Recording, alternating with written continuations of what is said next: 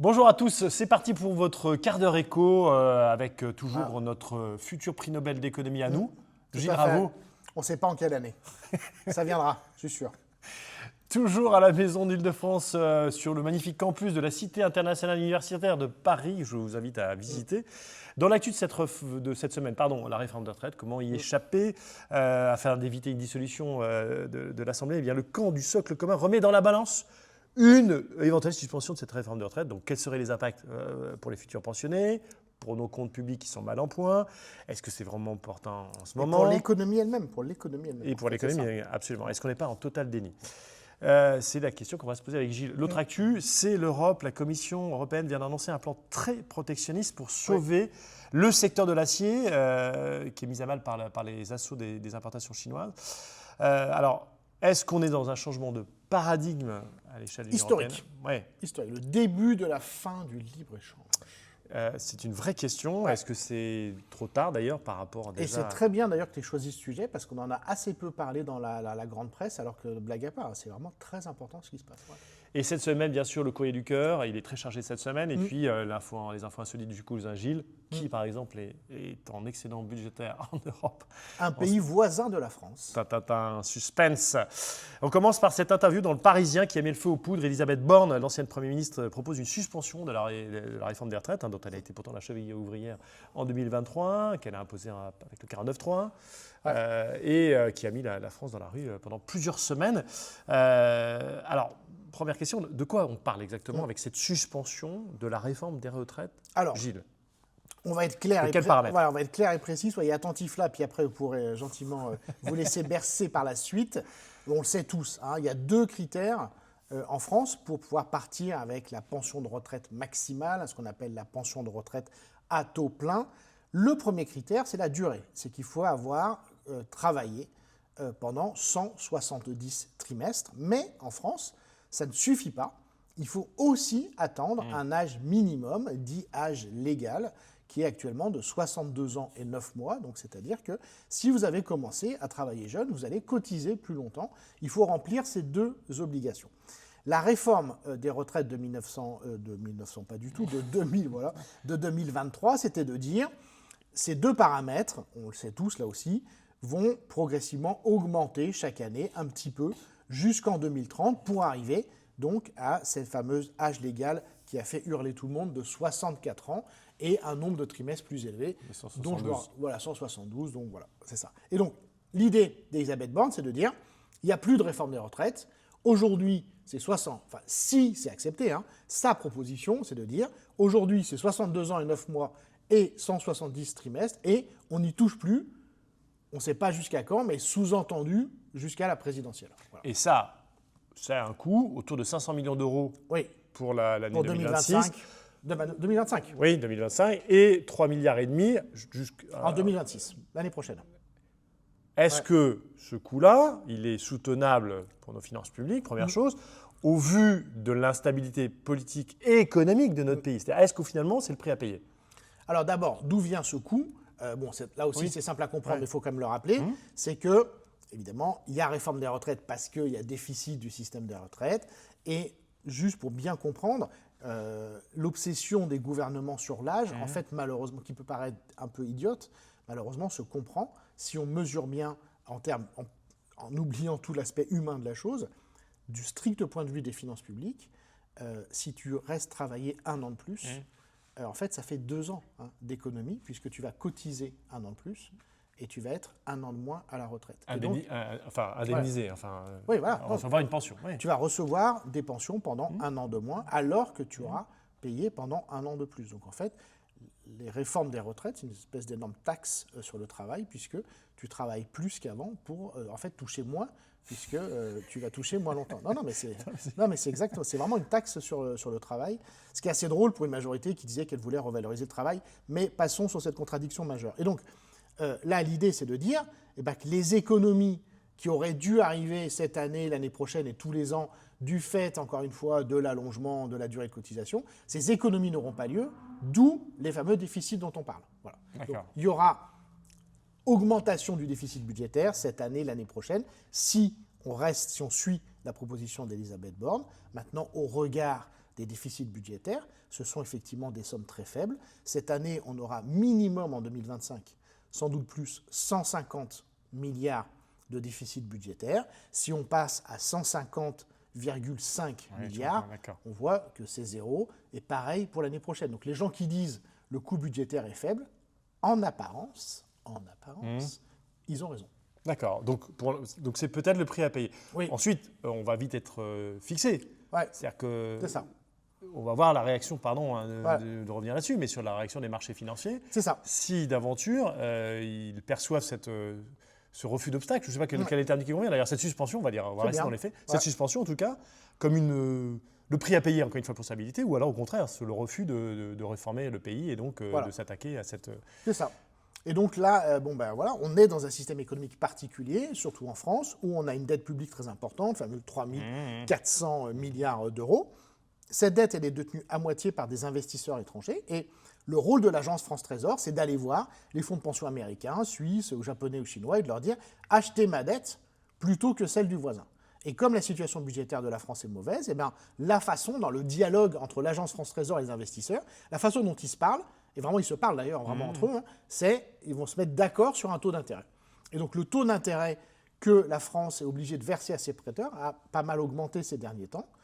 On est actuellement à 3,5% pour les obligations à 10 ans. Et donc toute la question, et personne n'a la réponse, c'est exactement ce que tu dis, c'est à supposer, encore une fois, que la suspension soit décidée, à supposer qu'il y ait un accord politique, qu'on ait un budget, on est quand même très très loin de tout ça. Si tout ça a lieu, donc tout le monde attend, les investisseurs attendent de voir ce qui va se passer, et une fois que ça aura lieu ou pas, on verra effectivement quel taux d'intérêt, minimum, l'agence France Trésor doit verser à ces gens-là pour en fait qu'ils acceptent de nous prêter, pour qu'ils acceptent de gagner de l'argent sur notre dos. Voilà. C'est le système dans lequel on est. Alors ensuite, la perspective est celle ensuite on ne se connaît pas, puisque les scénarios, c'est une suspension, est-ce que ça serait une abrogation ? Maintenant, la question derrière ça, c'est est-ce qu'on est vraiment...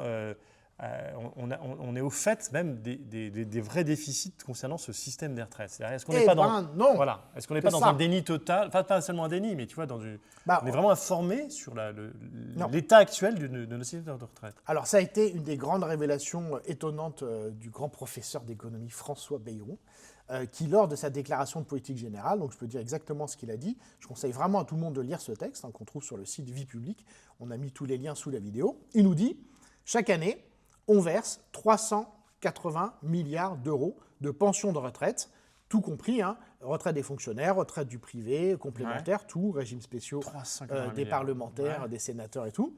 Donc il y a 380 milliards qui sont donnés aux personnes à la retraite en France chaque année.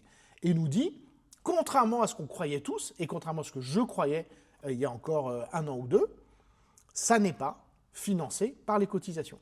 C'est-à-dire que les cotisations retraite sur le fiche de paye sont très loin de financer l'ensemble des pensions de retraite. Alors ça finance combien les cotisations quand même sur ces 380 milliards ? Il nous dit 325. Donc il manque 55. 55. Il manque 55 tous les ans. Donc c'est complètement dingue. Et ça vient d'où ces 55 ? Ça vient de l'État. C'est-à-dire que l'État compense le manque... Mais si, le manque, clairement. Et où ça apparaît ça ? Et justement, très bonne question. Et je vois que vous êtes très affûté ce matin, élève d'art. Vous aurez droit à une petite image. Un bon point. Un bon point, 10 bons points. Monsieur est trop bon. Un bon point, 10 bons points, ça fait une image. On va voir à la fin de l'année où est-ce qu'on en est.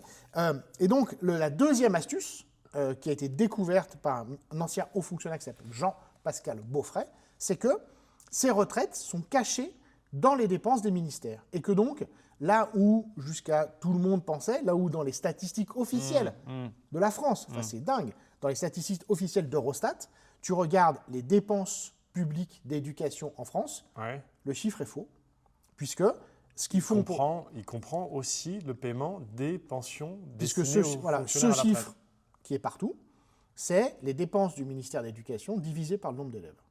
Voilà. Sauf que dans les dépenses du ministère, il y en a un quart, c'est des retraites. C'est quand tu dis, pardon, je reprends les termes que tu dis caché. Caché. Il y a une tromperie délibérée, une volonté.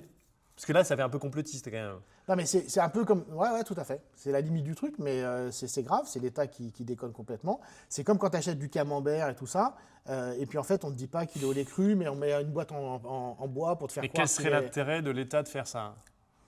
Et surtout de majorité, enfin comment dire, d'une majorité politique différente à chaque fois, donc qui au fond escamoterait une partie de la réalité du déficit. En fait, c'est comme toujours dans la réalité, il y a plusieurs explications. La première, qui se défend tout à fait, c'est qu'il n'y a pas de caisse de retraite des fonctionnaires. Et donc toi, là, Benjamin, comme c'est pressenti, tu vas rentrer comme ministre de l'Éducation la semaine prochaine. Tu as ton budget. Moi, je suis ton Premier ministre. Je te dis, bon, allez, Benj, avec ce fil de 80 milliards pour l'éducation. Tu me dis, c'est cool, merci Gilou. Et tu vas, avec ces 80 milliards, aussi bien payer les profs qui travaillent aujourd'hui que les retraités fonctionnaires. Voilà. Et donc, avec cette enveloppe, tu payes aussi bien des gens qui travaillent que des gens qui ne travaillent plus. Voilà. Parce qu'il n'y a pas de caisse de retraite séparée. Donc, jusque-là, ça ne pose aucun problème. Et donc, par contre, ce qui se passe, c'est comme il y a un énorme déséquilibre démographique dans la fonction publique, avec toutes les baisses d'effectifs, les entreprises qui ont été privatisées, comme France Télécom qui est devenu Orange et tout ça, il y a beaucoup trop, entre guillemets, de retraités fonctionnaires. Et donc, en fait, tu payes ces pensions-là, et donc tu aboutis à des taux de cotisation absurdes de retraite sur les salariés qui bossent, sur les salariés fonctionnaires qui bossent. Bon, ça, on s'en fiche, c'est secondaire. Mais le fait est, ce qu'explique Beaufret, et ce qu'il demande, et il a raison, et il s'est fait remballer par Pierre Moscovici. Par Pierre Moscovici, président de la Cour des comptes. Il s'est fait remballer officiellement dans les conférences de presse, c'est absolument scandaleux. Tout ce que demande Beaufret, c'est que toi, ce chiffre des retraites des fonctionnaires, tu ne l'as nulle part. Et pourtant, Bayrou s'en est fait révélé ça. Parce c'en est fait le porte-parole. Parce qu'il bosse avec Beaufret. C'est Beaufret qui lui a appris. Donc en fait, on en arrive à comprendre que, à tes yeux, en tout cas, nourri par Beaufret, tu penses que le déficit n'est pas celui, alors en tout cas qu'on imagine. On s'aveugle en fait, s'aveugle, si je comprends bien, sur l'état financier du système de retraite. Et donc tu dis, une suspension dans un premier temps, pourquoi pas, ça va coûter. Mais à l'avenir, si on abroge ou si on ne va pas vers malgré tout un allongement de la durée légale, plus une augmentation des trimestres de cotisation, on va droit dans le mur. Au fond... Non, en fait, c'est pas. Alors je dis pas ça parce que les solutions, c'est pas à moi de les apporter. Il y a 1000 façons de faire. Ce que je dis, c'est que, si j'ose dire, c'est que le mur, on est déjà profondément enfoncé dans le mur. Ah, mais c'est rassurant. C'est ça. Toi, tu dis des choses. C'est mon petit côté feel good.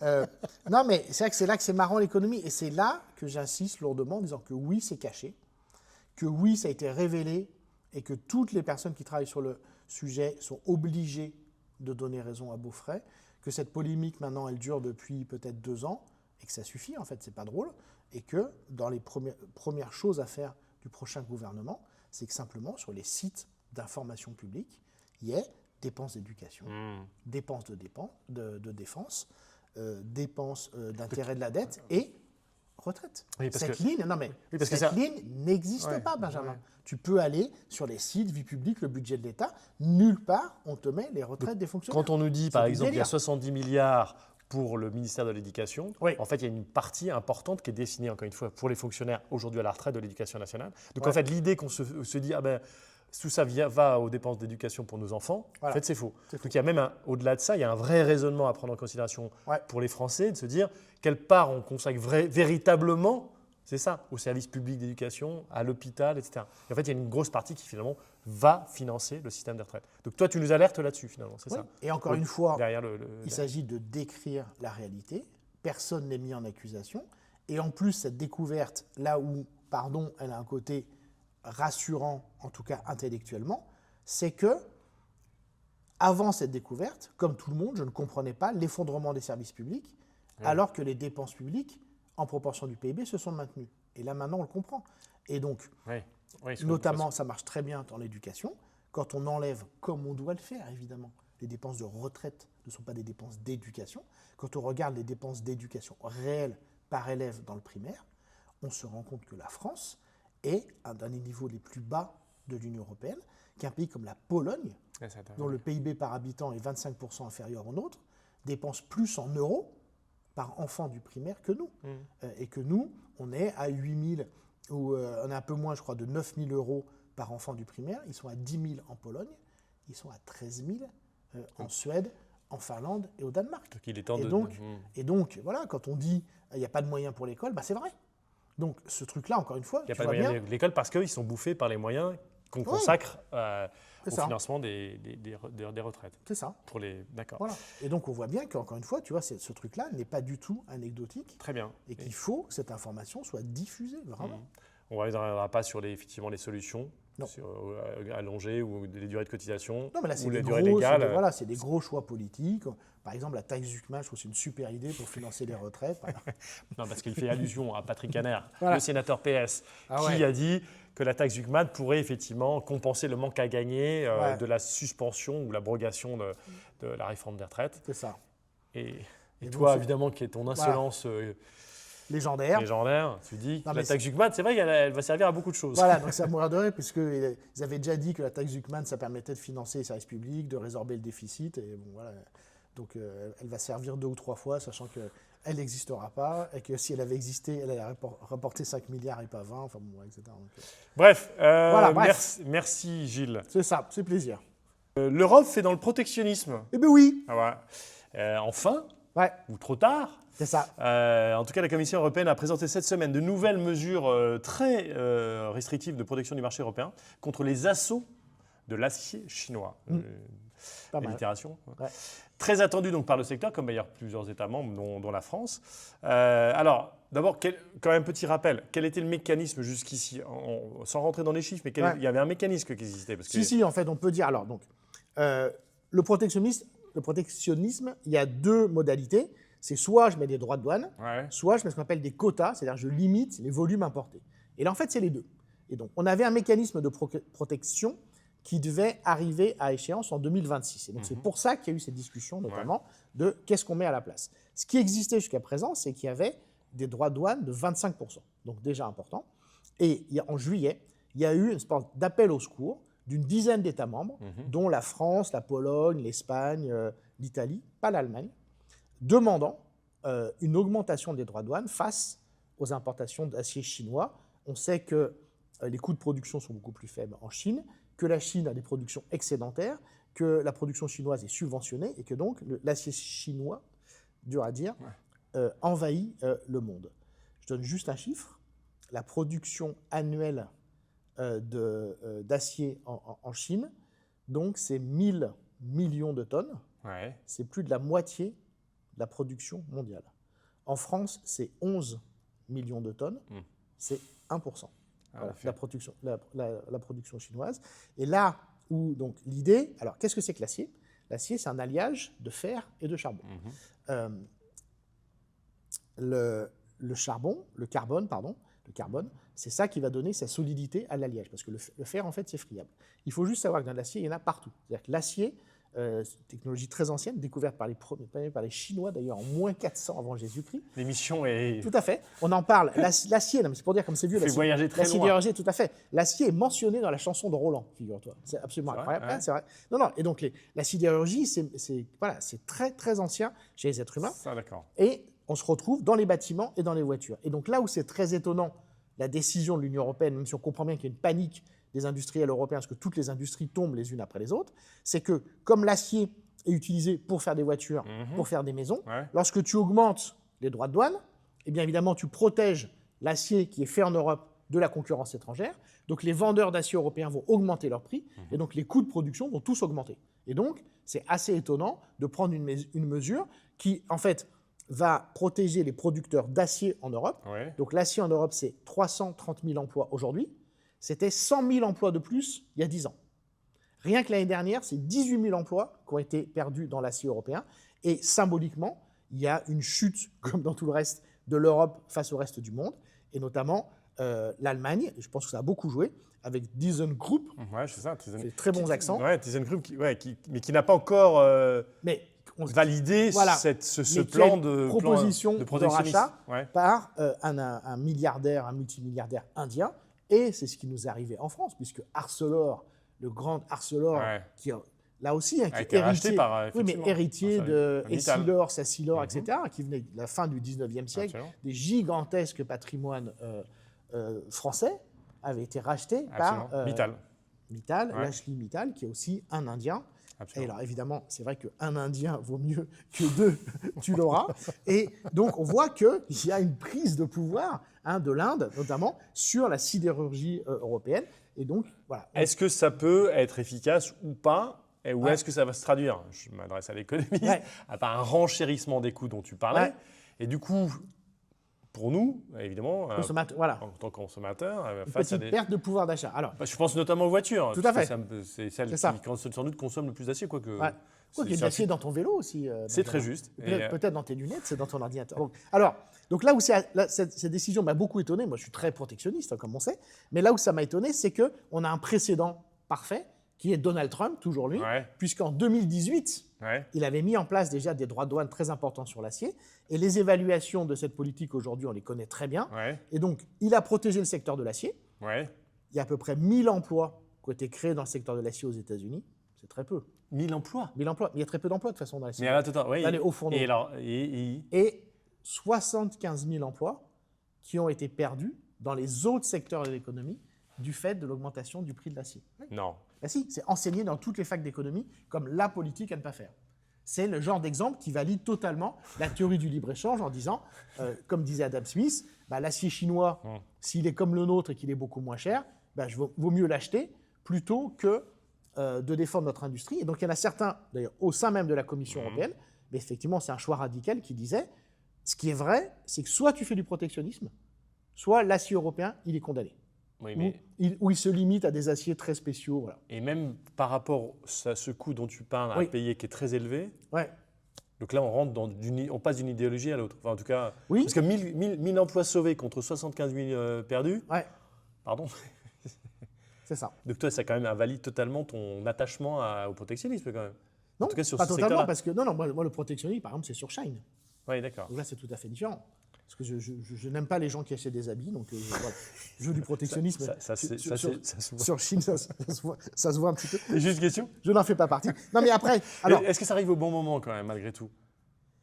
non, mais tout arrive trop tard. De toute façon, notre réveil par rapport à la Chine, encore une fois, tu vois, la Chine, une fois. Non seulement ça va avoir un Mais non, mais impact une- pas forcément positif sur l'emploi, ensuite sur les prix, et enfin 3, c'est trop tard. Donc, pardon, mais Oui, mais si je ça vous semble dis, contre-intuitif. si je vous dis les petits ton oiseaux, les arbres, la nature, il y a un Ah, argument. d'accord, Voilà, il y ok, a un argument qui tient la route, Ouais. qui est la décarbonation de l'acier. Et c'est pour ça que je vous ai fatigué avec ma petite minute du chimiste.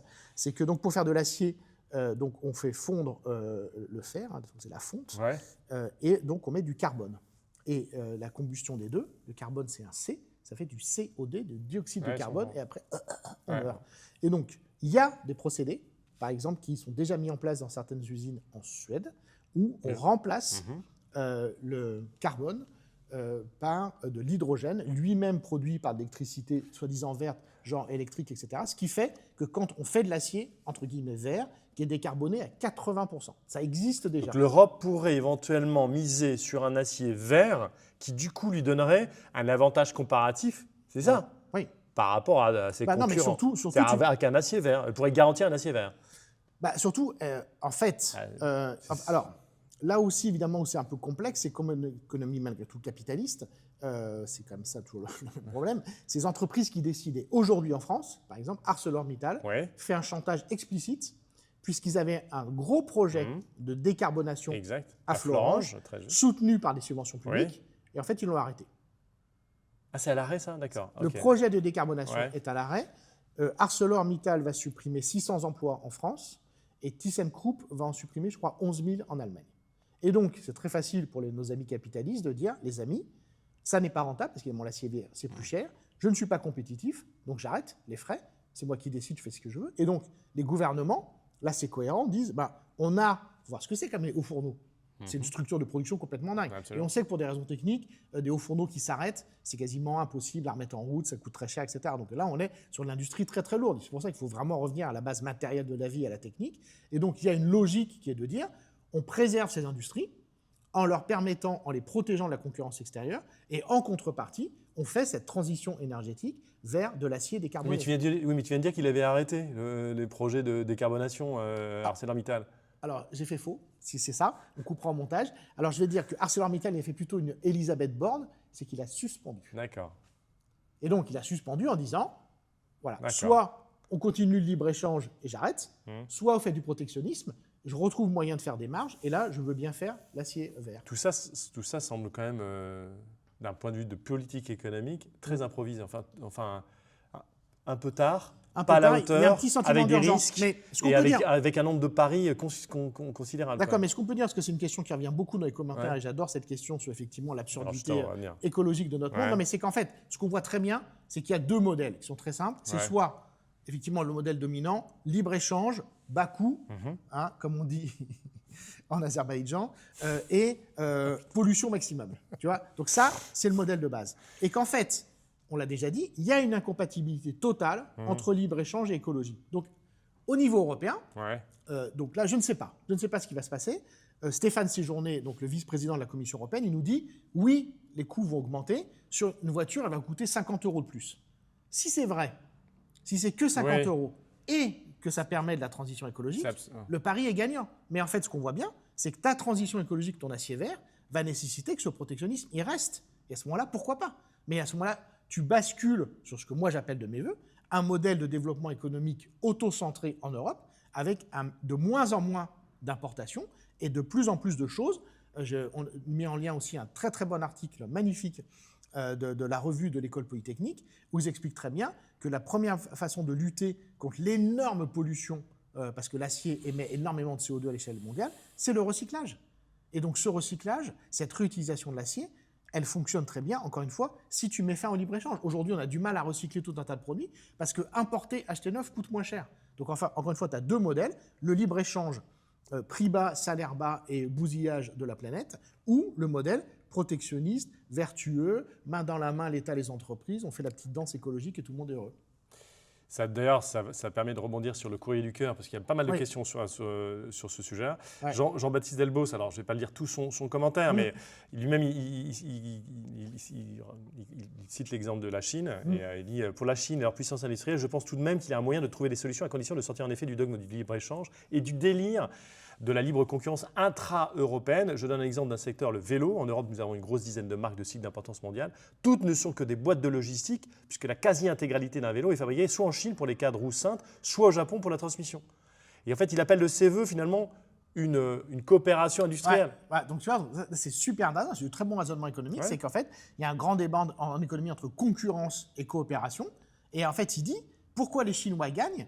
Effectivement, d'une part pour des mauvaises raisons, entre guillemets, le dumping, le bas coût salarial, la pollution environnementale, mais aussi des bonnes raisons, entre guillemets, là aussi avec presque plus de guillemets, c'est qu'en fait, c'est le nationalisme, tout simplement.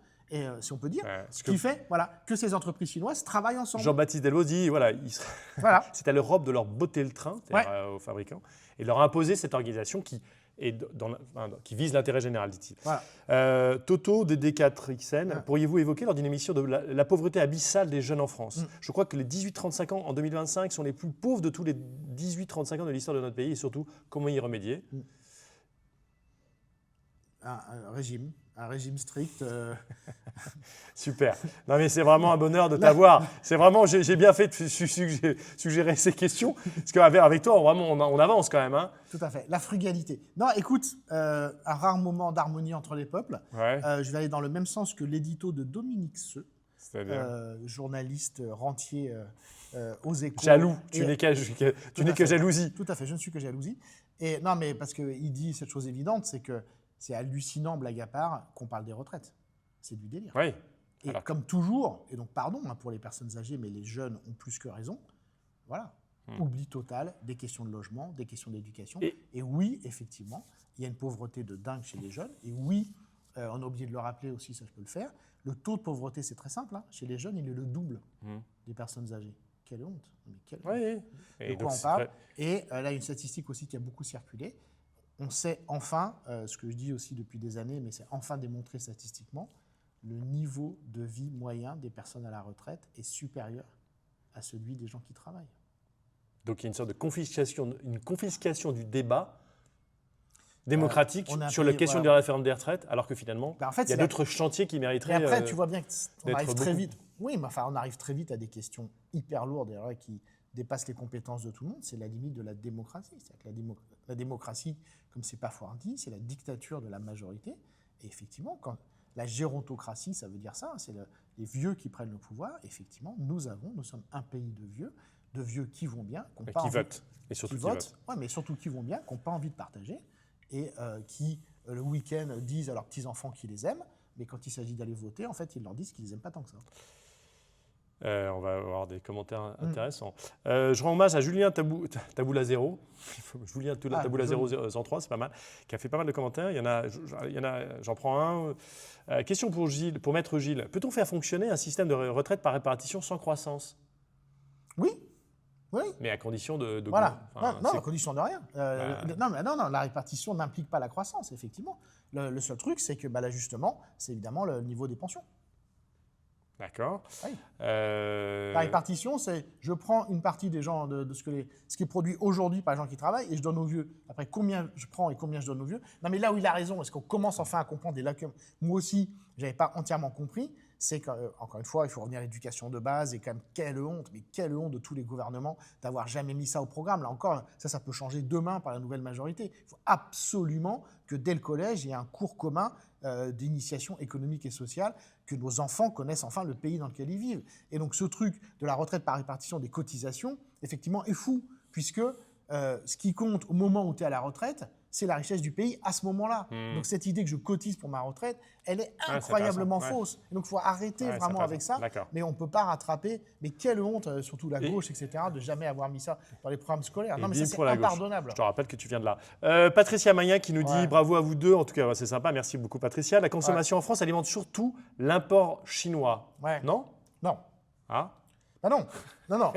Sur les merdouilles, oui. Non, mais à l'inverse. Tu prends ton budget, la plupart du temps, quand tu es locataire, par exemple, ton loyer, il est payé là, ton énergie, l'électricité, elle est produite ici, les courses du quotidien, en fait, en valeur, même si quand tu vas faire tes courses chez Carrefour, etc., la bouffe, même si elle vient de l'étranger, elle est transportée en France, conditionnée en France, la vendeuse, elle est en France, etc. Donc, en fait, au quotidien, notre consommation, elle est tout à fait locale. Et ça, justement, c'est un vrai argument pour une économie beaucoup plus suffisante, et c'est dans cette direction-là qu'il faudrait aller. Les news insolites du cousin Gilles. D'abord, qui est en excédent budgétaire en Europe? Portugal. Ah ouais? Et comment ils font, eux? Alors, le Portugal... Comment ils font pour être en excédent budgétaire? Le Portugal, c'est assez... Ils sont en fait... Alors, déjà, la croissance. Donc, vive la croissance, la pollution et tout. Le cancer est notre ami. Ils sont à 2% de croissance du PIB depuis 2 ans et encore l'année prochaine. Donc, c'est quoi le remède? Il y a un remède de cheval dont tu vas nous parler, je pense. Alors, voilà. Et donc, en fait, résultat, donc première explication de la croissance, ils vont être en excédent budgétaire cette année et aussi l'année prochaine, en excédent budgétaire. C'est du délire. Alors après, que passo, comme on ne dit pas du tout en portugais, mais que passo au Portugal? Non, José. Non, voilà. On se rappelle des pigs, des pigs, le Portugal, Italie, Greece et Spain, oui, c'est vrai, les ça. cochons. Ouais. Donc qui étaient les mauvais élèves de la zone euro et qui ont mis en place des politiques d'austérité complètement dingues suite à la crise de la Grèce de 2011-2012, donc en gros il y a une dizaine d'années. Et donc le Portugal, alors là la liste des réformes elle est effroyable et c'est un peu l'avenir qui nous attend. Donc les fonctionnaires au Portugal avaient le 13e et 14e mois, les deux ont été supprimés, plus baisse des salaires, baisse du nombre des fonctionnaires, baisse de toutes les allocations sociales, gel des pensions de retraite qui n'ont plus été indexées sur l'inflation pendant des années, augmentation de la TVA, augmentation de l'impôt sur le revenu, facilitation des licenciements et baisse des allocations chômage. C'est un immense pervers. Voilà. Parce qu'en fait, tu le dis avec une sorte de... T'as vu ça? Sourire aux lèvres. C'est beau, hein? C'est beau l'austérité. Et donc, je ne sais pas pourquoi les Portugais ont accepté ça, n'ont pas fait la révolution et tout, c'est beau. À votre avis, combien touche un dirigeant de TPE, de très petite entreprise? Moi, je dirais 10 000 € par mois, non? Ouais, les balances. Tu le sais ou pas? Ouais, 1428, je crois, 26. 26, 1426 €. Oui, alors, en fait, ça, c'est intéressant aussi. C'est le salaire médian, c'est-à-dire qu'il y en a autant qui touchent en dessous qu'il y en a qui touchent au-dessus. Mais en fait, il faut comprendre ce que c'est qu'une TPE. C'est qu'en fait, on est à la limite des catégories statistiques parce qu'une très petite entreprise, dans la moitié des cas, c'est une personne toute seule. Voilà. Donc, on va appeler ça une entreprise, mais c'est le gars à son compte. Voilà, c'est ça. Non, mais vraiment. Et dans la plupart de ces entreprises, entre guillemets, il y a 1, voire 2 salariés, 3 maximum. Donc c'est vraiment des structures minuscules, c'est du petit commerce de détail. Et effectivement… Et pourquoi ce chiffre t'intéressait-il en fait? Parce que on a les mêmes… Alors, parce que c'est un élément de connaissance de la réalité économique.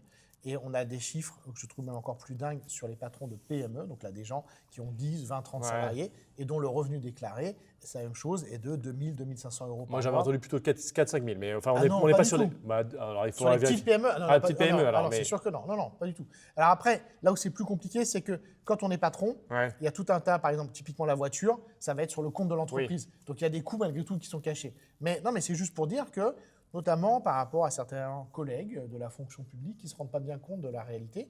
C'est vrai, c'est une réalité, que les gens qui bossent très dur, après c'est leur choix aussi, qui ont des toutes petites boîtes, ces gens-là gagnent moins qu'un cadre, gagnent beaucoup moins qu'un cadre de la fonction publique, par exemple. Et donc je pense que voilà. Très bien. Rappeler, quoi. Bon, merci beaucoup Gilles. Il est l'heure de nous séparer, avec grand malheur. Ouais, je sais pas. Il est temps. Dur. Je crois qu'on a dépassé, on a explosé tous les temps. C'est horrible. Qui nous étaient impartis. J'espère que vous avez passé un bon quart d'heure. Donc n'hésitez pas à aller voir les petits liens sous la vidéo. Merci à la Maison de l'Île-de-France, encore une fois, de nous accueillir ici sur le campus de la Cité internationale universitaire de Paris. Je vous invite encore une fois à visiter, qui est absolument magnifique. Et puis, bien sûr, à la semaine prochaine pour un nouveau numéro. Avec le vrai prix Nobel d'économie.